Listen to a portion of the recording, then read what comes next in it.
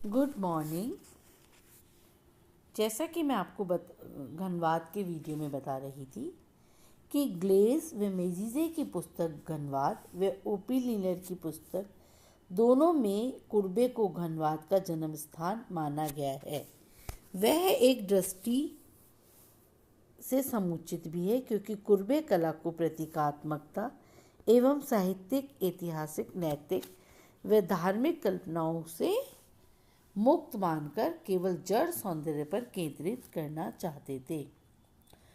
कुर्बे के पत्र के शीर्षनामे में अंकित हुआ करता गुस्ताव कुर्बे ध्येय व धर्म के से मुक्त एक निपुण चित्रकार थे, जो उनके नितांत जड़वादी होने का प्रमाण है। उनके कलात्मक एकरूपता या सृजन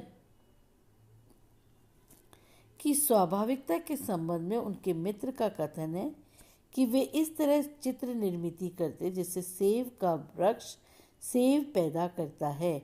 उनकी जड़वादी मनोरचना के कारण ही वे प्राकृतिक दृश्य, विवस्त्र, नारी शरीर, निद्रा, मृत्यु जैसे विषयों को पसंद करते हैं।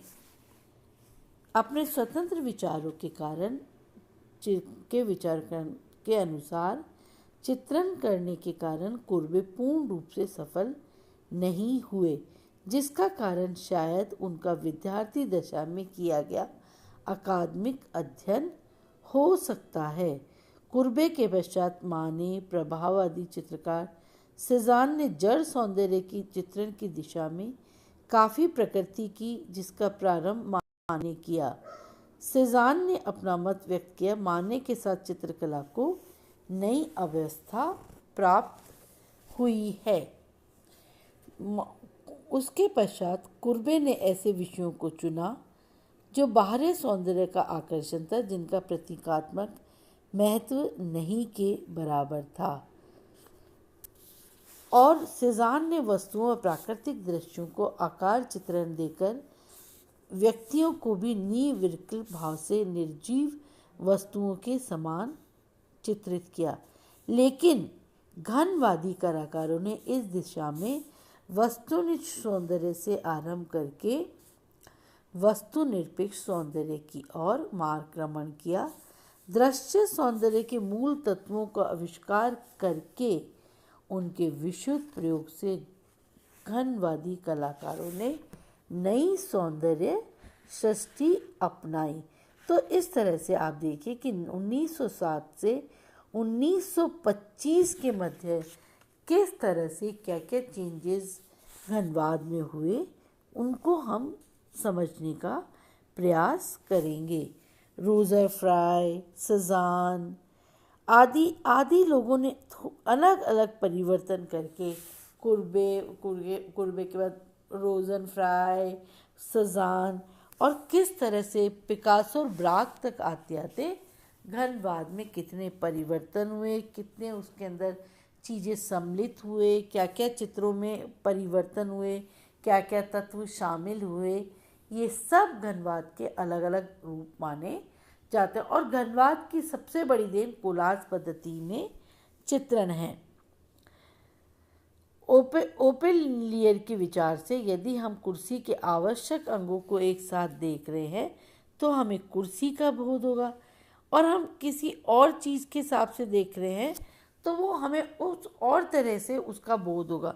मतलब कि विचार हमारे गौण हैं और उसकी क्रियान्विति ज़्यादा प्रखर है।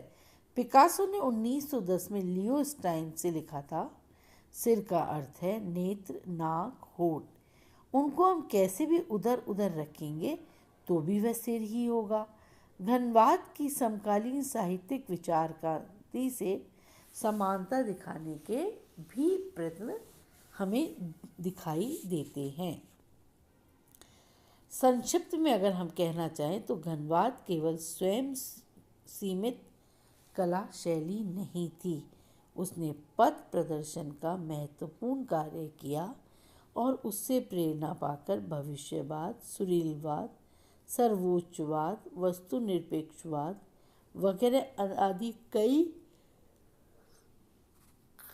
वादों ने जन्म लिया आधुनिक युग में कलात्मक निर्माण क्षेत्रों में जो नवीन आकार रचनाएं प्रतीत होती है, उन सब का उद्गम घनवाद द्वारा प्रस्तावित रचना सिद्धांत है। घनवाद की 20वीं शती की सबसे महत्वपूर्ण देन है रचना संबंधी सिद्धांत। घनवाद ने एक अभूतपूर्व मौलिक रचना शास्त्र का आविष्कार किया, जिसने भवन, औद्योगिक वस्तुएं, कपड़े, अलंकार, बर्तन, विज्ञान, फर्नीचर आदि के कलात्मक निर्माण पर अपरिमित प्रभाव डाला। क्ले जैसे अभिव्यंजनापूर्ण अति यथार्थवादी चित्रकार ने घनवाद के कुछ सिद्धांतों को अभिव्यक्ति के सामर्थ्य का पोषक माना। स्वयं पिकासो ने द्वितीय विश्व युद्ध के समय तानाशाह के निषेध में बनाए गए अपने प्रसिद्ध चित्र में घनवादी आकारों व रचना सिद्धांतों का सहारा लिया। संक्षेप में, घनवाद ने कला में से परंपरागत आत्मिक व प्रतीकात्मक मूल्यों को हटा दिया, वस्तु सादृश्य के बंधन से जड़ सौंदर्य को मुक्त किया एवं नए रचना शास्त्र को जन्म देकर आगामी अवकाश युग के अग्रदूत का कार्य किया। घनवादी कलाकारों में से पिकासो, ब्राक, लेजे व वान गीस ने घनवाद के विकास में महत्वपूर्ण योगदान किया व ख्याति प्राप्त की। अतः उनके व्यक्तिगत कलाकार्य का अध्ययन भी आवश्यक है, जो हम अगले चैप्टर्स में, अगले वीडियोस में आपको पढ़ाया जाएगा। धन्यवाद।